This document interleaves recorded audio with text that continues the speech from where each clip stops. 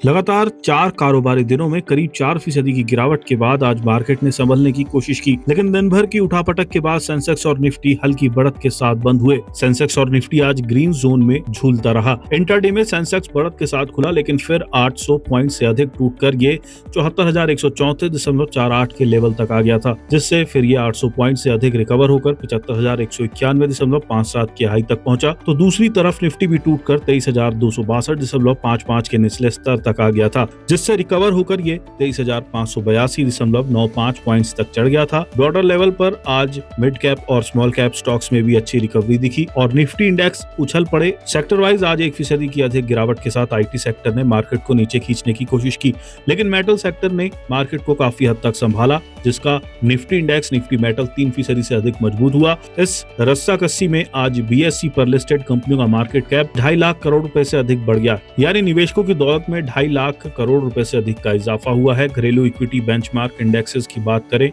दिन के आखिरी में आज सेंसेक्स 49.74 पॉइंट यानी 0.07% की मामूली बढ़त के साथ 74,608.98 और निफ्टी 33.05 पॉइंट यानी 0.14% की उछाल के साथ 23,412.60 पर बंद हुआ। एक कारोबारी दिन पहले यानी 12 मई 2026 को बीएसई पर लिस्टेड सभी शेयरों का कुल मार्केट कैप 4,55,80,882.62 करोड़ था, यानी 13 मई 2026 को मार्केट की उठापटक में ये 4,58,53,313.18 करोड़ रुपए पर पहुंच गया। इसका मतलब हुआ कि निवेशकों की पूंजी 2,72,470.56 करोड़ बढ़ गई है। सेंसेक्स पर 30 शेयर लिस्टेड हैं, जिसमें 13 आज ग्रीन जोन में बंद हुए हैं। सबसे अधिक तेजी आज एशियन पेंट्स, टाटा स्टील और बीईएल में रही। वहीं दूसरी तरफ आज सबसे अधिक गिरावट M&M, पावर ग्रिड और इन्फोसिस में रही। 14 मई को कैसी रह सकती है बाजार की चाल? भारतीय शेयर बाजार के हालिया प्रदर्शन पर पश्चिमी एशिया में बढ़ते भू राजनीतिक तनाव, डॉलर के मुकाबले भारतीय रुपए के नए निचले स्तर पर पहुंचने और एआई सेक्टर में हुई कुछ ऐसी घोषणाओं का असर पड़ा है जिन्होंने आईटी कंपनियों को प्रभावित किया है।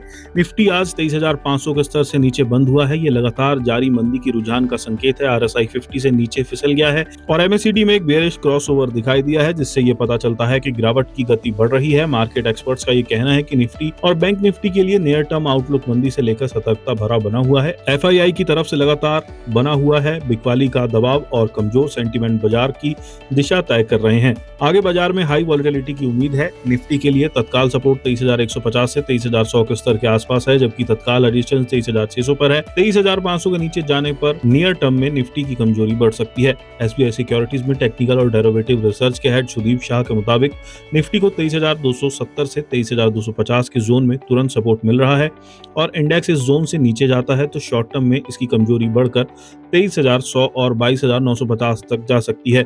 ऊपर की तरफ इंडेक्स को 23,530 से 23,550 के जोन में तत्काल रेजिस्टेंस का सामना करना पड़ सकता है। सेबी रजिस्टर्ड रिसर्च एनालिस्ट और लाइव लॉन्ग वेल्थ के फाउंडर हरिप्रसाद का कहना है कि निफ्टी के लिए 23,300 का स्तर तत्काल सपोर्ट लेवल बना हुआ है, जिसके बाद 23,100 पर अगला बड़ा सपोर्ट है, जहां पर OI का काफी ज्यादा जमावड़ा है। 23,000 का मनोवैज्ञानिक स्तर एक अहम डिमांड जोन बना हुआ है, जिससे पिछले स्विंग सपोर्ट का सहारा मिल रहा है।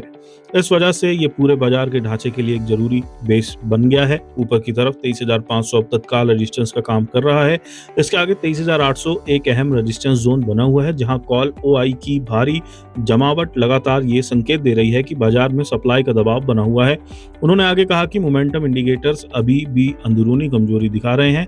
RSI डेली टाइम फ्रेम पर 40 के निशान के आसपास घूम रहा है। इसका मतलब है कि आज रिकवरी की कोशिश के बावजूद जब तक ऊपर की ओर बढ़ने का कोई मजबूत संकेत नहीं मिलता, तब तक बड़े पैमाने पर शॉर्ट टर्म ट्रेंड अभी भी मंदी वाला ही बना रहेगा।